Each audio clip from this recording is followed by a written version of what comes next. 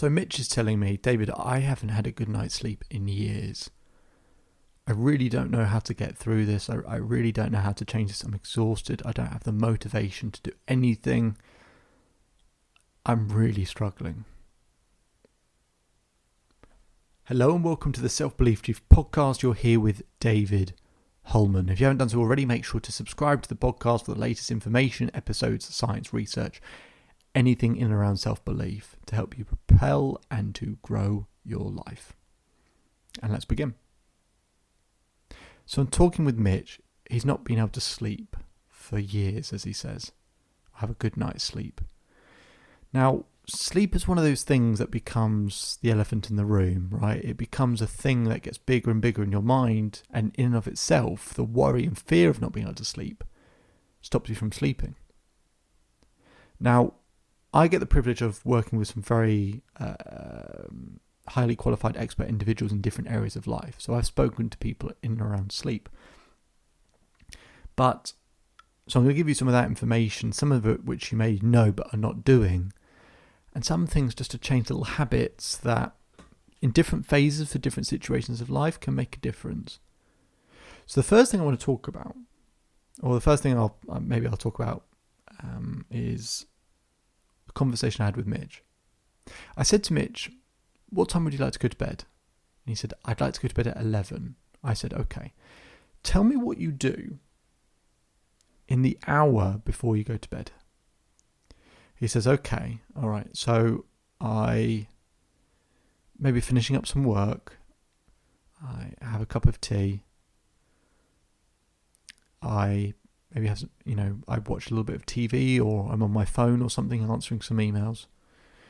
And then I'll put my phone down about 11:15, maybe do a bit of reading, and then I'll try and go to sleep. I said, okay. Now, one of the issues that Mitch has there is, amongst a number of things, is the TV and the phone. So you probably have heard this stuff, but if you haven't, if you think of the sun, when you look at the sun, basically the sun sends a signal to the brain saying we need to stay awake, right? This is daytime. This is time to be awake. And when it's dark, it sends a signal to the brain saying, oh, this is nighttime. This is a time for us to go to bed. So when we look at a computer, TV, phone, it emits a blue light. And that blue light does exactly what the sun does. It tells the brain to stay awake. So if Mitch is using any of those devices in the hour before he goes to bed, it's going to cause a big problem, because here's what research finds.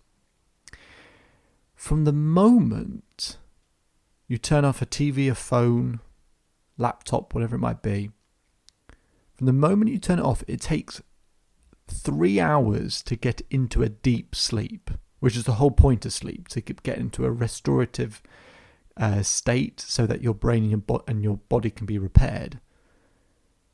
It takes 3 hours to get into a deep sleep. So when he's turning off at 11:15 and he thinks he's going to bed at 11:30, he's not. Let's say 11:15, 3 hours, he's not in a deep sleep till 1:45. So he's waking up at 7.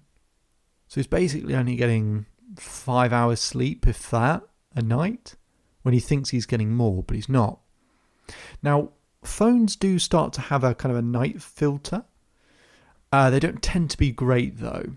And there are lots of apps you can get, they're free, that not only block out the blue light, but actually emit a red light. A light that's actually sending you to sleep. So for example, I have an Android phone. I use an app called Twilight.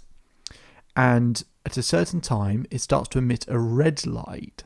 So it's actually sending me to sleep. Because sometimes I have to work quite late, but I don't want to be kept up all night. And so by the time I actually go to bed, I'm actually sort of falling asleep and I'm ready to be in a deep sleep straight away. So that was the first thing we did with Mitch, was actually get him, to change those habits and use those filters. So actually at 11 o'clock, he's sort of falling to sleep. Now, they're available on phones and on laptops. I'm not aware that you can do it with TVs. So you might just have to, if you've got something you want to watch, you just switch to a phone or a laptop. Okay?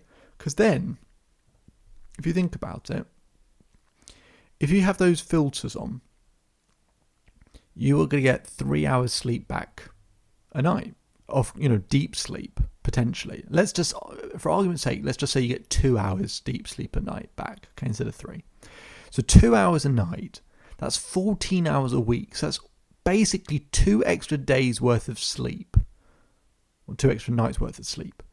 Imagine how much better you feel when you have that level of energy. That you're actually well rested, you've had enough sleep. It didn't take long, maybe a couple of weeks, for Mitch to get into that habit and actually go, I actually feel better, I'm getting more deep sleep. And it was just a simple habit change.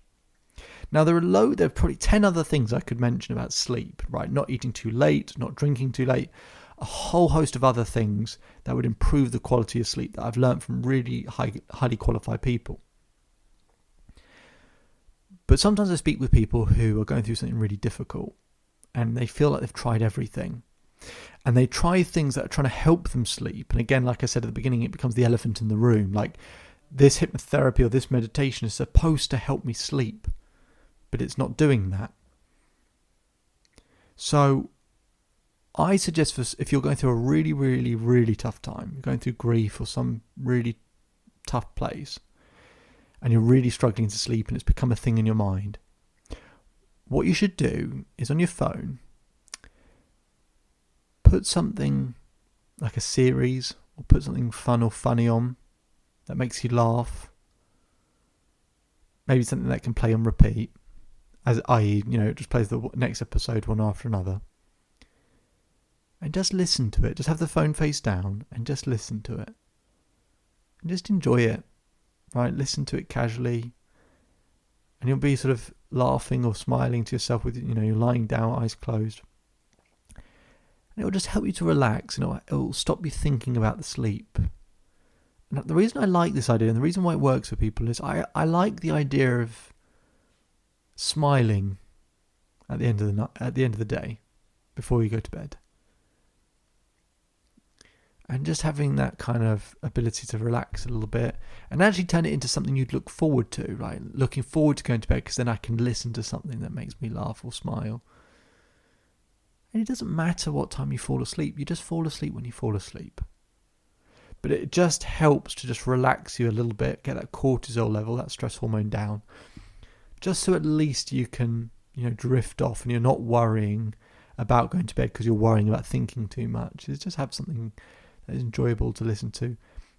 I only suggest that for people who are going through a tough time, but if you are, I think it's a really simple way of just going to bed with a smile on your face. If you want more information and insights, you can visit the Self-Belief Chief website for more information. My name is David Holman. If you change today will change your life. So enjoy the rest of your day, enjoy the rest of your life, and I'll speak to you again soon.